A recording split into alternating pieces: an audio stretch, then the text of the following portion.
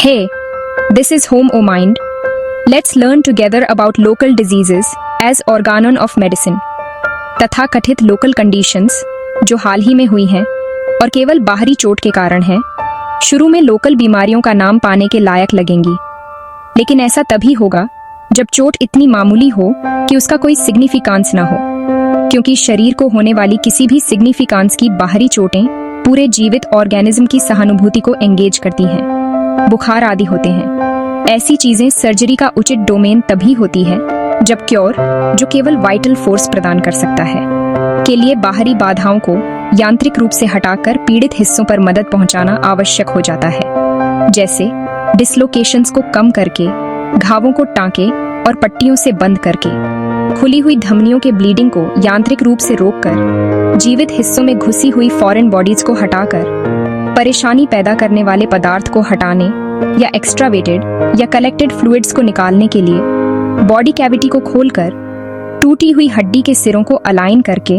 और उन्हें उचित पट्टी से सुरक्षित करके आदि।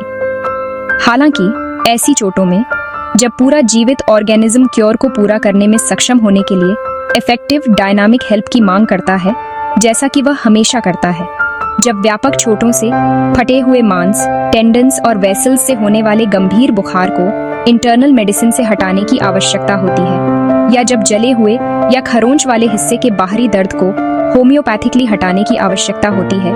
तो यहीं पर फिजिशियन और उसकी डायनामिक होम्योपैथिक हेल्प की सेवाएं काम आती हैं। लेकिन बाहरी हिस्सों पर होने वाली परेशानियां, बदलाव और शिकायतें जो किसी भी बाहरी चोट के कारण नहीं हुई हैं या केवल एक छोटी सी चोट से हुई है,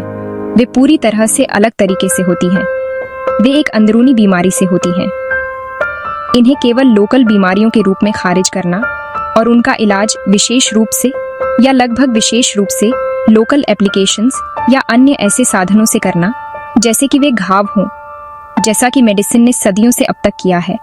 उतना ही बेतुका है जितना कि इसके परिणाम हानिकारक हैं। इन परेशानियों को केवल लोकल माना जाता है और इसलिए इन्हें लोकल बीमारियां कहा जाता है, जैसे कि वे विशेष रूप से उन जगहों पर होती हैं जहां ऑर्गेनिज्म का बहुत कम या कोई हिस्सा नहीं होता है, या वे व्यक्तिगत रूप से दिखाई देने वाले हिस्सों की पीड़ाएं थीं जिनके बारे में बाकी जीवित ऑर्गेनिज्म को पता नहीं था, जैसा कि था। ये पुराने स्कूल की कई हानिकारक बेतुकी बातों में से एक है। थोड़ा सोचिए, शरीर कभी सोलो नहीं खेलता, और फिर भी थोड़ी सी भी सोच विचार पर यह ऑब्वियस है कि कोई भी बाहरी बीमारी जो किसी खास बाहरी चोट के कारण नहीं है, बिना किसी अंदरूनी कारण के, पूरे ऑर्गेनिज्म की इन्वॉल्वमेंट के बिना, जो नतीजतन बीमार है, उत्पन्न नहीं हो सकती और अपनी जगह बनाए नहीं रख सकती या और बिगड़ भी नहीं सकती।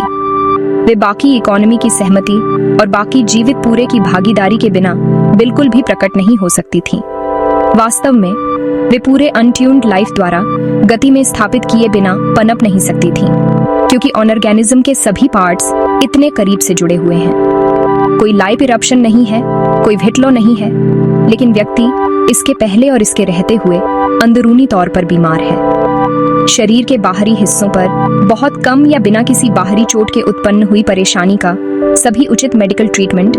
इसलिए टोटलिटी पर, सामान्य बीमारी के विनाश और इलाज पर इंटरनल रेमेडीज के उपयोग के माध्यम से निर्देशित होना चाहिए, यदि यह इफेक्टिव, निश्चित, सफल और पूरी तरह से होना है। इसे एक्सपीरियंस से कैटेगोरिकली कंफर्म किया गया है, जो सभी केसेस में दिखाता है कि तुरंत लेने के बाद हर एक्टिव इंटरनल मेडिसिन तथा कथित लोकल बीमारियों में, यहाँ तक कि शरीर के सबसे दूर के सिरों तक, सिग्निफिकेंट चेंजेस लाती है, खासकर अफेक्टेड बाहरी हिस्सों में, जिन हिस्सों को पुराने स्कूल द्वारा आइसोलेटेड माना जाता था, और पेशेंट की इकोनॉमी के हर दूसरे हिस्से में भी। यदि टोटलिटी के लिए प्रिस्क्राइब की गई इंटरनल मेडिसिन सही होम्योपैथिक है, तो ये चेंजेस सबसे लाभकारी प्रकार के होंगे। वे पूरे व्यक्ति का इलाज हैं, साथ ही उसकी बाहरी परेशानी का गायब होना भी, बिना किसी बाहरी रेमेडी के उपयोग के। ये सबसे अच्छे से किया जा सकता है यदि केस लेते समय लोकल बीमारी की सटीक विशेषताओं को पेशेंट की इकोनॉमी के बाकी हिस्सों में, उन लोगों सहित जो पहले तब देखे गए थे जब वह दवाएं नहीं ले रहा था, सभी परिवर्तनों, शिकायतों और लक्षणों के साथ मिलकर विचार किया जाए, ताकि ज्ञात रोग क्रियाओं वाले रेमेडीज में से इस लक्षणों के टोटलिटी के अनुरूप होम्योपैथिक को चुनने से पहले रोग की पूरी तस्वीर का पता लगाया जा सके। यह मेडिसिन केवल इंटरनली देने पर लोकल बीमारी और ऑर्गेनिज्म में साथ साथ होने वाली बीमारी की कंडीशन दोनों को एक साथ हटाती और ठीक करती है। और अगर परेशानी हाल ही में हुई है तो यह अक्सर पहली डोज के साथ ऐसा करती है। यह साबित करता है कि लोकल बीमारी पूरी तरह से ऑर्गेनिज्म की बीमारी पर निर्भर करती है और इसे पूरी बीमारी के एक अविभाज्य हिस्से के रूप में ही देखा जाना चाहिए। इसके सबसे इंपॉर्टेंट और स्ट्राइकिंग सिम्टम्स में से एक के रूप में मरहम जादू, कभी काम कभी सिर्फ ड्रामा। न तो तीव्र और तेजी से उत्पन्न होने वाली लोकल बीमारियों में और न ही लंबे समय से मौजूद बीमारियों में किसी बाहरी रेमेडी को लगाना या हिस्से पर लगाना उपयोगी है। यहाँ तक कि वह स्पेसिफिक भी नहीं जो इंटरनली उपयोग करने पर होम्योपैथिक रूप से क्यूरेटिव होगी, और न ही तब भी जब इसे एक ही समय में इंटरनली उपयोग किया जा रहा हो। ऐसा इसलिए है क्योंकि तीव्र सामयिक अफेक्शंस अब एक स्पष्ट क्रोनिक बीमारी में विकसित होने वाली है। ऐसे केस में जो इनफ्रीक्वेंट नहीं है, एक्यूट कंडीशन को जितना हो सके दूर करने के बाद इन रेसिडुअल कंप्लेंट्स और पेशेंट के लिए सामान्य पिछली बीमार स्थिति के लिए एक उचित एंटीप्सोरिक ट्रीटमेंट किया जाना चाहिए ताकि पूरी तरह से क्योर हासिल किया जा सके। क्रोनिक लोकल बीमारियों में जो स्पष्ट रूप से वेनेरियल नहीं है, एंटीप्सोरिक इंटरनल क्योर किसी भी मामले में मुख्य रूप से आवश्यक है। कोई सोच सकता है कि ऐसी बीमारियों का इलाज तब तेज हो जाएगा जब लक्षणों की टोटलिटी के लिए होम्योपैथिक रूप से सही पाई गई रेमेडी को न केवल इंटरनली बल्कि एक्सटर्नली भी इस्तेमाल किया जाए, इस आधार पर कि बीमारी जहां लोकलाइज्ड है वहां दवा की डायरेक्ट एक्शन उसमें तेजी से बदलाव लाएगी। लेकिन ऐसा ट्रीटमेंट पूरी तरह से निंदनीय है, न केवल सॉरिक मायासमा से उत्पन्न होने वाले लोकल सिम्टम्स में बल्कि सिफिलिटिक या साइकोटिक मायासमा से उत्पन्न होने वाले सिम्टम्स में भी, क्योंकि ऐसी बीमारियों में जिनमें एक लगातार ठीक होने वाली अफेक्शन उनके मुख्य सिम्पटम के रूप में होती है, जब इसे इंटरनली इस्तेमाल किया जा रहा हो तो उसी समय लोकल रूप से रेमेडी का उपयोग करने का गंभीर नुकसान ये है कि लोकल एप्लीकेशन के माध्यम से यह मुख्य सिम्पटम लोकल बीमारी आमतौर पर इंटरनल बीमारी के नष्ट होने से पहले ही आंखों से ओझल हो जाता है और इस प्रकार हमें पूरी तरह से ठीक होने का भ्रम देता है। कम से कम इस लोकल सिम्पटम का समय से पहले गायब होना यह जज करना अधिक कठिन बना देता है और कुछ मामलों में तो असंभव भी कि क्या पूरी बीमारी इंटरनल मेडिसिन के एक साथ उपयोग से नष्ट हो गई है। हाल ही में स्कैबीज इरप्शन, शैंकर, फिगवॉर्ट, स्पॉइलर ऊपर लगाना अंदर की बात नहीं संभालता। इसी कारण से क्रोनिक मियासमिक बीमारियों के लोकल सिम्टम्स पर केवल बाहरी रूप से लगाकर एक ऐसी रेमेडी का उपयोग करना पूरी तरह से निंदनीय है जिसमें इंटरनली देने पर ठीक करने की शक्ति हो। क्योंकि यदि क्रोनिक बीमारी का लोकल सिम्पटम केवल बाहरी डिफेक्टिव साधनों से हटा दिया जाता है तो व्यक्ति इंटरनल ट्रीटमेंट के बारे में अंधेरे में रह जाता है। इसके अलावा यदि बीमारी के लिए होम्योपैथिक रूप से उपयुक्त रेमेडी उस समय तक नहीं मिली है जब लोकल सिम्पटम को कास्टिक या डेसिकेटिव बाहरी रेमेडी द्वारा या सर्जिकली नष्ट कर दिया जाता है तो मामला कहीं अधिक कठिन हो जाता है, क्योंकि शेष सिम्पटम्स बहुत अनिश्चित, अनकैरेक्टरिस्टिक और उतार चढ़ाव वाले होते हैं। और क्योंकि हम अब बाहरी मुख्य सिम्पटम को नहीं देख सकते हैं जो सबसे अधिक सही रेमेडी का निर्धारण कर सकता था और हमें इसे इंटरनली उपयोग करने के लिए प्रेरित कर सकता था, जिससे बीमारी पूरी तरह से नष्ट हो जाती थी। जो मेरे द्वारा फिगवॉर्ट बीमारी और एंटीप्सोरिक मेडिसिन के लिए रेमेडीज की खोज करने से पहले होता था। यदि इंटरनल ट्रीटमेंट के दौरान यह अभी भी मौजूद होता तो व्यक्ति पूरी बीमारी के लिए होम्योपैथिक रेमेडी ढूंढ पाता। एक बार यह मिल जाने के बाद और जब इसे केवल इंटरनली इस्तेमाल किया जा रहा था तो लोकल बीमारियों की लगातार उपस्थिति यह इंगित करती कि इलाज अभी तक पूरा नहीं हुआ था।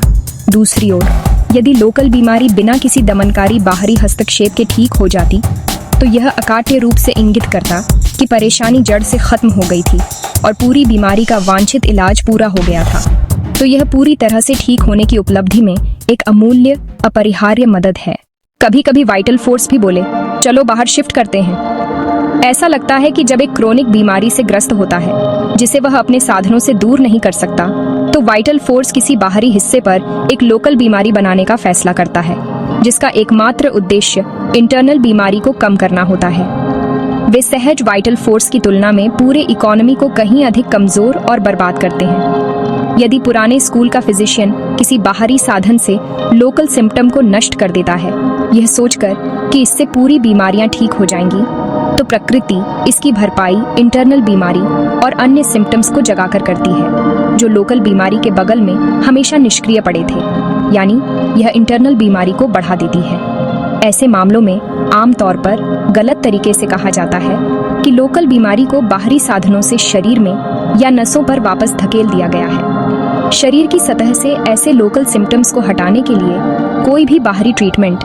बिना इंटरनल मियासमिक बीमारी का इलाज किए, जैसे सभी प्रकार के मरहम से स्कैबीज इरप्शन को हटाना, कास्टिक से शैंकर को जलाना, केवल काट कर, बांध कर या जलाकर फिगवॉट्स को नष्ट करना, ऐसा हानिकारक बाहरी ट्रीटमेंट जो अब तक बहुत फैला हुआ है, असंख्य क्रोनिक बीमारियों का सबसे आम स्रोत बन गया है, जिनके नाम हैं और नहीं भी हैं, जिनके तहत मानवता सार्वभौमिक रूप से कराहती है। ये सबसे बड़े अपराधों में से एक है जो मेडिकल फ्रेटर्निटी कर सकती थी, और फिर भी अब तक यह सामान्य रूप से स्थापित प्रोसीजर रहा है और यूनिवर्सिटीज ये सिखाती रही हैं कि यह एकमात्र है, क्योंकि कोई भी दवा जो वे इस बाहरी ट्रीटमेंट के अलावा दे सकते हैं केवल बीमारी को बढ़ाती है, क्योंकि उनकी रेमेडीज में बीमारी की टोटलिटी के लिए कोई स्पेसिफिक क्यूरेटिव पावर नहीं होती है। वे निश्चित रूप से ऑर्गेनिज्म पर हमला करते हैं और उसे कमजोर करते हैं और उस पर अन्य क्रोनिक मेडिसिनल बीमारियां थोपते हैं।